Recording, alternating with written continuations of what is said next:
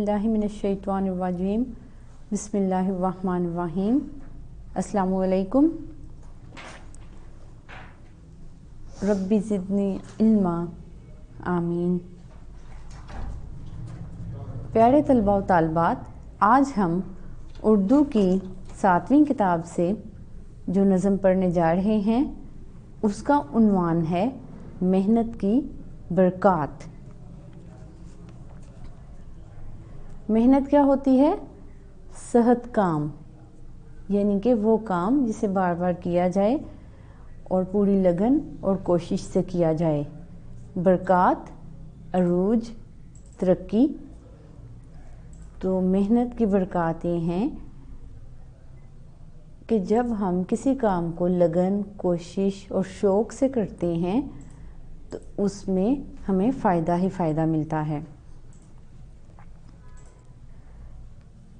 ये नज़म मौलाना इल्ताफ़ हुसैन हाली ने लिखी है, जो कि एक मशहूर शायर हैं। और नज़म की जो है मुख्तलिफ़ इक़साम होती हैं। अब ये जो मौलाना इल्ताफ़ हुसैन हाली की नज़म मेहनत की बरक़ात है, यहाँ पे इसके 2 बंद दिए गए हैं जो हम आज पढ़ेंगे। और ये 2 बंद जो हैं वो 6-6 मिसरों पर मुश्तमिल हैं और नज़म की इस किस्म को मुसद्दस कहते हैं, यानी ये नज़म मुसद्दस फॉर्म में लिखी गई है। इस नज़म में मेहनत की बरक़ात का ज़िक्र किया गया है, यानी इंसान को जो फ़ायदा, नफ़ा, अरूज या तरक्की हासिल होती है वो मेहनत ही की बदौलत मुमकिन होती है। और जब इंसान मेहनत करता है तो अल्लाह का फ़ज़ल भी उसके सामने हाल होता है। आइए इसकी पढ़ाई शुरू करते हैं। पहला बंद है, हुआ कुछ वही जिसने यहाँ कुछ किया है, लिया जिसने फल बीज बोकर लिया है। यहाँ पे यहाँ से मुराद ये दुनिया और ये जहां है, यानी इस दुनिया में जिसको भी कुछ फ़ायदा, नफ़ा या अरूज मिला है वो मेहनत करने से ही मिला है। और जो जितनी कोशिश करता है उसे उतना ही फ़ायदा हासिल होता है। जैसे जो कुछ बोया जाता है वैसी ही फसल काटनी पड़ती है। इसलिए मेहनत की जो है, मेहनत का उतना ही सिला मिलेगा जितनी मेहनत की जाएगी। और कुरान पाक की आयत भी है, लैसा लिल इंसाना इल्ला मा सआ, यानी तुम्हारे लिए वही कुछ है जिसकी तुम कोशिश करते हो। तो अगर इंसान कम कोशिश करेगा तो उसे सिला तो मिलेगा, लेकिन वो कुछ कम होगा। और बहुत ज़्यादा कोशिश और बहुत ज़्यादा मेहनत से जो सिला मिलता है उसमें अल्लाह का फ़ज़ल और उसका करम भी शामिल हाल होता है और वो बहुत ज़्यादा होता है। करो कुछ के करना ही कुछ कीमिया है, मिसल है कि करते की सब विद्या है। कीमिया इंतहाई फ़ायदामंद और मिसल क्या होता है? मशहूर बात। विद्या इसका मतलब ये है कि हर काम मश्क से ही मुमकिन होता है। फारिग रहने से बेहतर है कि कुछ ना कुछ किया जाए और कुछ करना ही फ़ायदामंद होता है। एक बहुत मशहूर बात है कि हर काम मशक ही से हासिल होता है, यानी वो काम जिसे करने की बार बार प्रैक्टिस की जाए। अगला शेर है, यूं ही वक्त सो सो के जो हैं गंवाते, वो हर गोश कछुओं से हैं जिक उठाते। जिक उठाना, नुकसान उठाना। कि जो लोग अपना वक्त सोकर ज़ाया करते हैं, यानी फारिग रहकर अपना वक्त गंवाते हैं और इससे फ़ायदा नहीं उठाते, उनकी मिसाल खरगोश और कछुए की उस कहानी जैसी है जिसमें وہ دونوں ریس کی شرط لگاتے ہیں اور خرگوش جو ہے اسے اپنے تیز دوڑنے پر بہت فخر ہوتا ہے، بہت غرور ہوتا ہے، لیکن وہ سوچتا ہے کہ میں تھوڑی دیر کے لیے کہیں سستانے کے لیے لیٹ جاتا ہوں، اتنی دیر میں کچھوا تو بھی بہت دور ہے، میں تھوڑی دیر سوتا ہوں اور تھوڑی دیر کے بعد اپنی منزل پہ پہنچ جاؤں گا، اور وہ سونے کے لیے جو ہے وہ لیٹ جاتا ہے ایک درخت کی چھاؤں میں۔ کچھوا آہستہ آہستہ چلتا ہوا اپنی منزل کی طرف روانہ رہتا ہے اور وہ کہیں پہ بھی رکتا نہیں راستے میں، اور اپنی اس سست روی کے ساتھ ہی وہ اپنی منزل کو پا لیتا ہے۔ تو جب خرگوش وہاں پہ پہنچتا ہے تو کچھوا وہاں پہلے سے ہی موجود ہوتا ہے، اس لیے کہ کچھوے نے محنت کی، اس نے لگن کے ساتھ اس ریس کو جیت لیا۔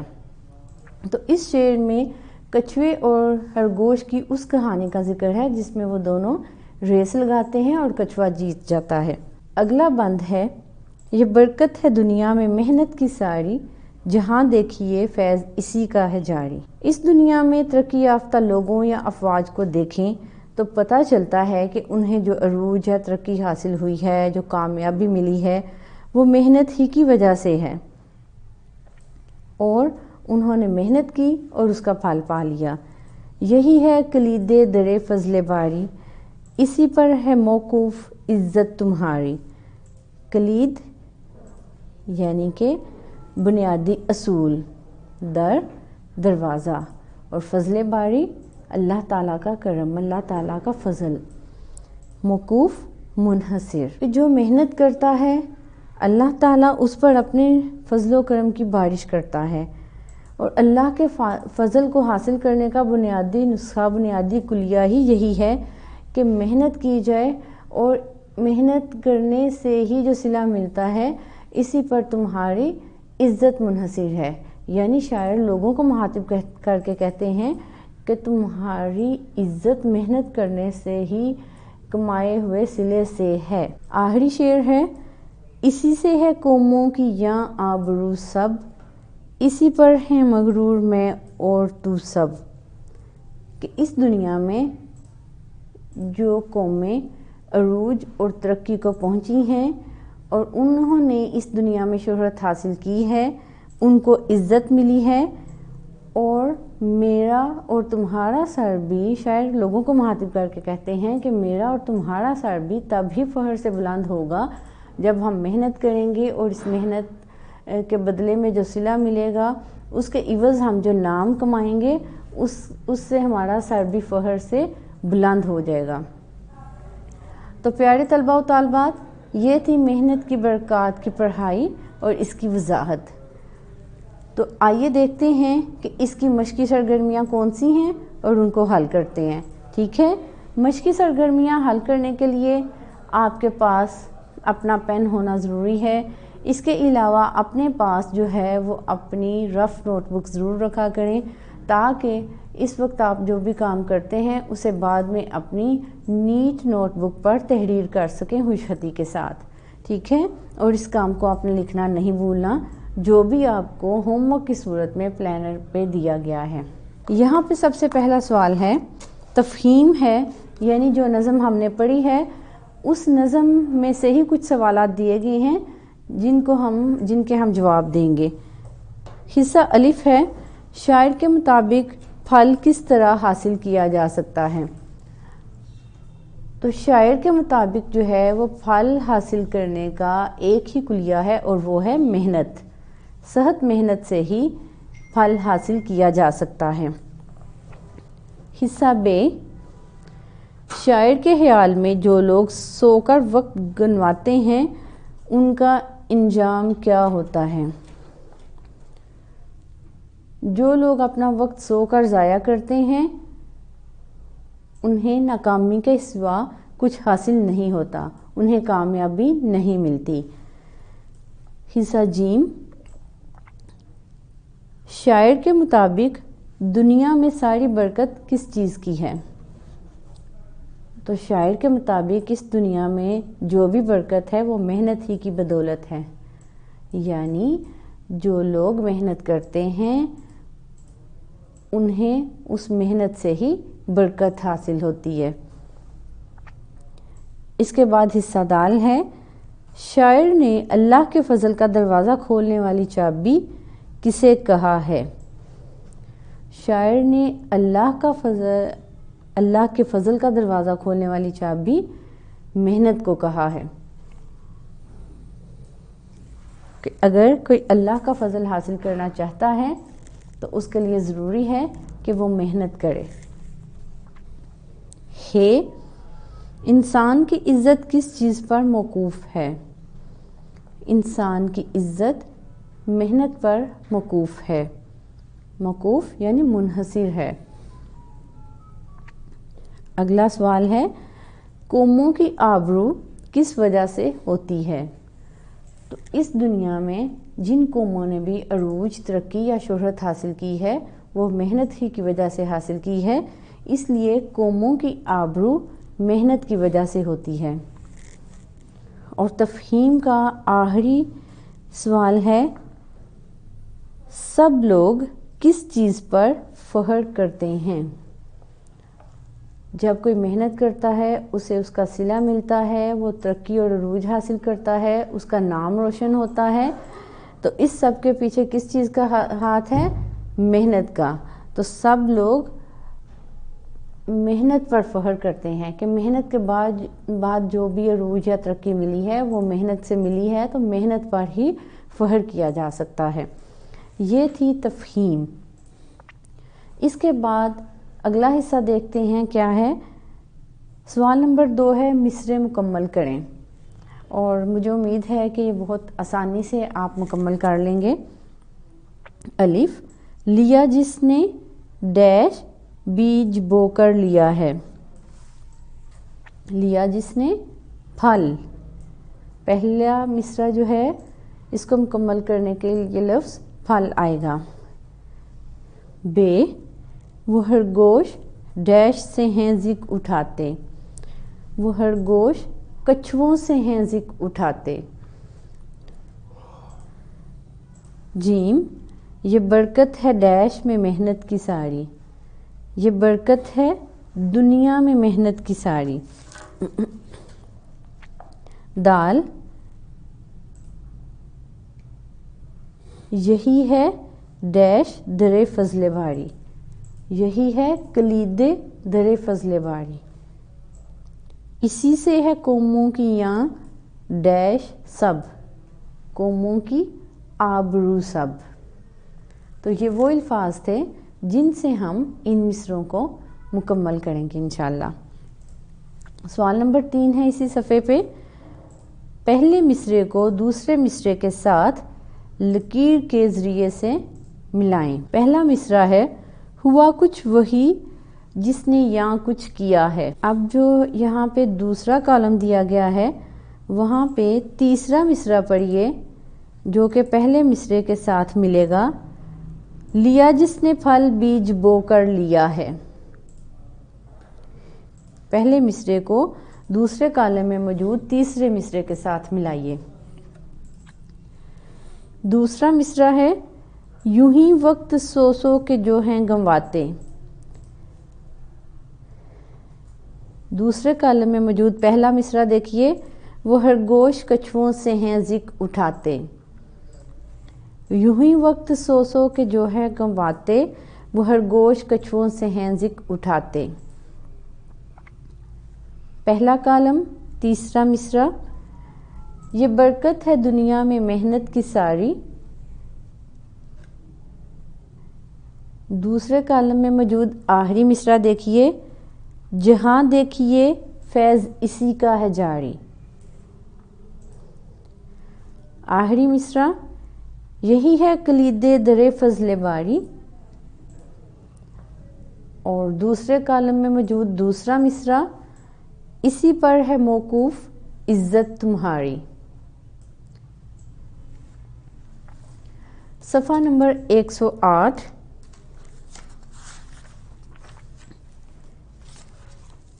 یہاں پہ سب سے پہلے جو سوال ہے وہ کچھ لکھنے کا کام ہے۔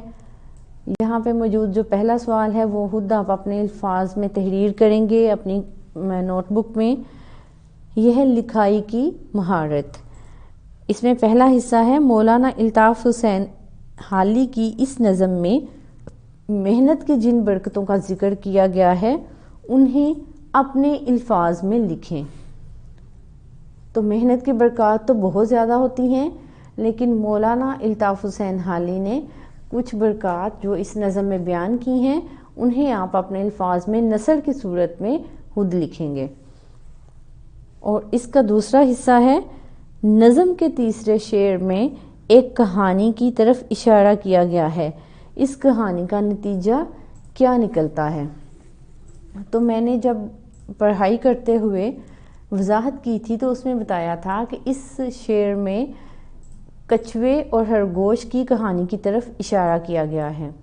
کسی جنگل میں ایک کچھوا اور ایک خرگوش رہتے تھے۔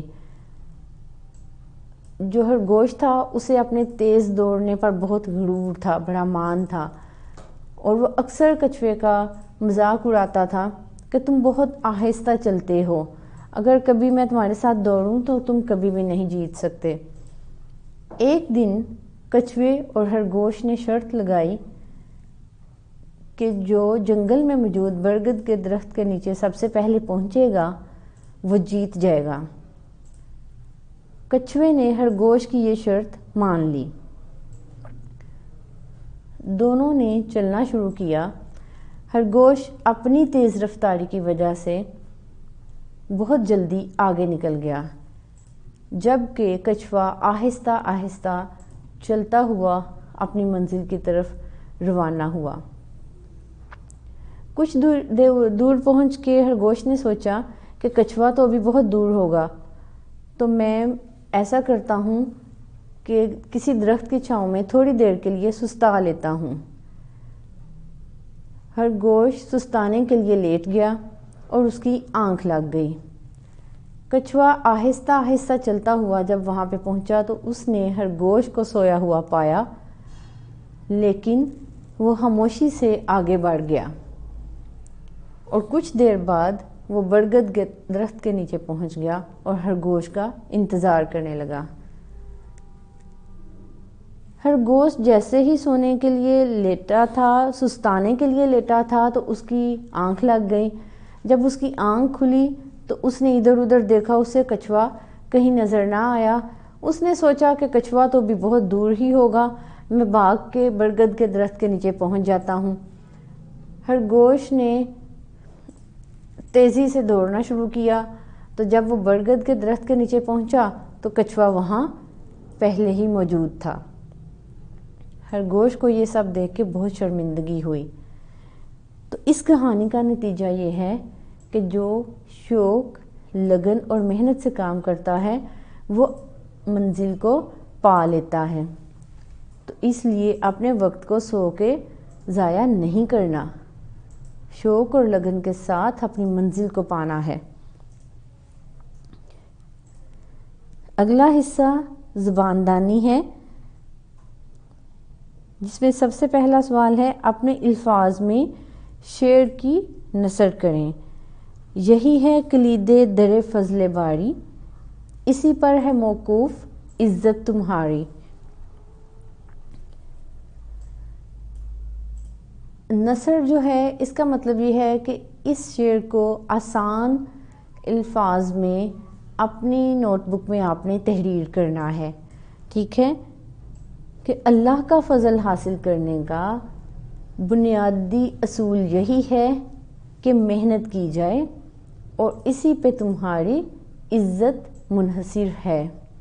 یہ اس کی آسان الفاظ میں نثر ہے جو آپ لکھیں گے۔ زبان دانی کا دوسرا حصہ ہے معنی لکھیں۔ پہلا لفظ ہے ودیا، یعنی کام کرنے کی مشق۔ کیمیا، انتہائی فائدہ مند۔ ذک اٹھانا، نقصان اٹھانا۔ فیض، فائدہ۔ کلید، بنیادی اصول۔ فضل باری، اللہ تعالیٰ کا فضل۔ موقوف، منحصر۔ آبرو، عزت۔ زبان دانی کا تیسرا حصہ ہے، کچھ الفاظ دیے گئے ہیں جنہیں جملوں میں استعمال کرنا ہے، اور یہ آپ کا گھر کا کام ہے، یعنی ہوم ورک ہے۔ یہ وہی الفاظ ہیں جن کے معنی ہم پہلے پڑھ چکے ہیں، معنی آپ لوگ جانتے ہیں، اس لیے آپ نے ان کو اپنے جملوں میں خود استعمال کرنا ہے۔ اور جو بھی طلبہ جو ہیں وہ گھر پہ موجود اپنے جملے بنائیں گے تو سب کے جملے ایک دوسرے سے مختلف ہوں گے، تو جب وہ لکھے جائیں گے تو انشاءاللہ آپ کو اس کے اچھے نمبر بھی ملیں گے اور آپ کی تعریف بھی ہوگی۔ اس کے بعد ہے مذکر اور مؤنث الگ الگ کریں۔ یہاں پہ چند الفاظ دیے گئے ہیں جن میں سے کچھ مذکر ہیں، کچھ مؤنث ہیں، ان کو الگ الگ کرنا ہے۔ تو آئیے دیکھتے ہیں کہ اس کا پہلا لفظ کیا ہے۔ پھل، پھل مذکر ہے۔ بیج مذکر۔ برکت مؤنث۔ خرگوش مذکر۔ عزت مؤنث۔ آبرو مؤنث۔ فیض مذکر۔ دنیا مؤنث۔ فضل مذکر۔ محنت مؤنث۔ زبان دانی کا پانچواں حصہ ہے، یہاں پہ کچھ اسماء دیے گئے ہیں۔ آپ جانتے ہیں نا اسم کی بہت زیادہ اقسام ہوتی ہیں، تو اب ہم نے یہاں پہ جو نام دیے گئے ہیں ان کے متعلقہ خانے میں نشان لگانا ہے کہ وہ اسم کی کون سی قسم ہے، ٹھیک ہے۔ یہاں پہ کچھ اسماء دیے گئے ہیں، ہم نے ان کی اقسام کے بارے میں بتانا ہے۔ تو دیکھتے ہیں کہ کون کون سے اسماء ہیں۔ یہاں پہ جو اسم کی اقسام دی گئی ہیں وہ ہیں اسم مکبر، یعنی کہ بڑی چیز، اسم مصغر، اسم اعلیٰ، اسم صوت، اسم ظرف زمان اور اسم ظرف مکان۔ تو جو پہلا اسم ہے وہ ہے ٹن ٹن۔ تو یہ اسم کی کون سی قسم ہے؟ چونکہ یہ ایک آواز ہے اس لیے یہ اسم صوت ہے۔ یہاں پہ آپ اسم صوت کے خانے میں نشان لگائیں گے۔ دوسرا اسم ہے پیالی۔ تو پیالی سے بڑی بھی بہت سی چیزیں ہوتی ہیں، جیسے پیالہ، تو پیالی تو ایک چھوٹی چیز کو کہا جاتا ہے، اس لیے یہ کون سا اسم ہے؟ اسم مصغر۔ اس کے بعد ہے پہاڑی۔ پہاڑی کون سا اسم ہے؟ اسم مصغر۔ اگلا اسم ہے چاقو۔ تو چاقو جو ہے یہ ایک آلہ ہے، یعنی ایک ہتھیار ہے، اس لیے یہ اسم آلہ کہلاتا ہے۔ اس کا نشان اسم آلہ میں لگائیں گے۔ شاہرگ۔ تو شاہرگ جو ہے وہ اسم مکبر ہے۔ سیکنڈ۔ سیکنڈ کا تعلق وقت سے ہے، زمانے سے ہے، اس لیے یہ اسم ظرف زمان ہے۔ کوکو۔ کوکو کا مطلب ہے ایک آواز، ایک پرندے کی آواز، اس لیے یہ اسم صوت ہے۔ ڈاک خانہ۔ تو ڈاک خانہ کیا ہے؟ کوئی مقام، کوئی جگہ، اس لیے یہ اسم ظرف مکان ہے۔ بندوق۔ بندوق ایک ہتھیار ہے، اس لیے یہ اسم آلہ ہے۔ ہفتہ۔ ہفتہ کا تعلق بھی وقت سے ہے، اس لیے یہ اسم ظرف زمان ہے۔ دیگچی۔ دیگچی بھی ایک چھوٹی چیز ہے، اس لیے یہ اسم مصغر ہے۔ شہزور۔ شہزور جو ہے وہ اسم مکبر ہے۔ تو یہ ہمارا حصہ زبان دانی جو ہے وہ مکمل ہوا۔ صفحہ نمبر 109، اس پہ ہم دیکھتے ہیں کہ قواعد میں کیا پوچھا گیا ہے۔ مولانا حالی کی ایک طویل نظم کے 2 شعر ہیں۔ وہ نبیوں میں رحمت لقب پانے والا، مرادیں غریبوں کی بڑھ لانے والا، مصیبت میں غیروں کے کام آنے والا، وہ اپنے پرائے کا غم کھانے والا۔ ان اشعار پر غور کریں تو چاروں مصروں کے آخر میں ہمیں دو قسم کے الفاظ نظر آتے ہیں، ایک پانے، لانے، آنے اور کھانے جو ہم آواز الفاظ ہیں، یہ قافیہ کہلاتے ہیں۔ کیا کہلاتے ہیں یہ؟ قافیہ۔ دوسرا والا جو چاروں مصروں کے آخر میں بار بار آیا ہے، یعنی ایک ہی لفظ ہے اور آخر میں آیا ہے، یہ ردیف کہلاتا ہے۔ ردیف اور قافیے کو ہم اس طرح بیان کر سکتے ہیں۔ ردیف کی تعریف کیسے کریں گے؟ ایسا لفظ یا الفاظ جو کسی شعر کے دونوں یا دوسرے مصرے میں قافیے کے بعد بار بار آئیں، انہیں ردیف کہتے ہیں، اور قافیہ کسی شعر یا مصرے میں ردیف سے پہلے آنے والے ہم آواز الفاظ کو قافیہ کہتے ہیں۔ اگر شعر میں ردیف نہ ہو تو قافیہ آخر میں آتا ہے۔ اسی طرح سے ایک اور شعر دیکھتے ہیں۔ ایک ہی صف میں کھڑے ہو گئے محمود و ایاز، نہ کوئی بندہ رہا اور نہ کوئی بندہ نواز۔ یہ علامہ اقبال کا شعر ہے، اس میں ردیف نہیں ہے۔ اس کے آخر میں دو ہم آواز الفاظ ہیں، ایاز اور نواز، یعنی قافیہ آخر میں ہے۔ اب نظم محنت کی برکات پڑھتے ہیں اور بتاتے ہیں کہ اس میں ردیف کیا ہے اور قافیہ کیا ہے۔ پہلے بند میں دیکھیں، ردیف سے پہلے جو الفاظ آ رہے ہیں وہ ہے کیا، لیا، کیمیا، ودیا۔ یہ چاروں ہم آواز الفاظ ہیں، اس لیے یہ قافیہ ہیں۔ تو اس میں ردیف کیا ہے؟ ہے۔ ردیف کیا ہے؟ ہے۔ تیسرے شعر میں ردیف نہیں ہے، اس میں دو الفاظ ہیں، گنواتے اور اٹھاتے۔ تو یہ دونوں الفاظ جو ہیں یہ ہم آواز ہیں، اس لیے یہ قافیہ ہیں۔ دوسرے بند میں بھی ردیف نہیں ہے۔ اس میں جو چار الفاظ ہیں، ساری، جاری، باری، تمہاری، یہ چاروں الفاظ ہم آواز الفاظ ہیں، اس لیے یہ قافیہ ہیں۔ جبکہ آخری شعر میں آبرو، تو، یہ دونوں ہم آواز الفاظ ہیں، اس لیے یہ قافیہ ہیں، اور ان دونوں مصروں کے آخری الفاظ جو ہیں سب اور سب، یہ ردیف ہیں۔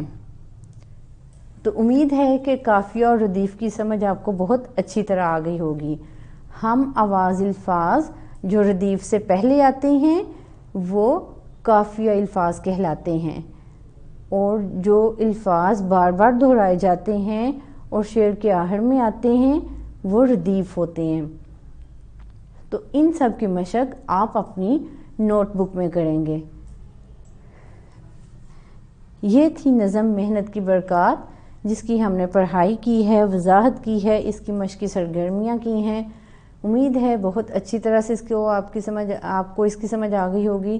اللہ حافظ۔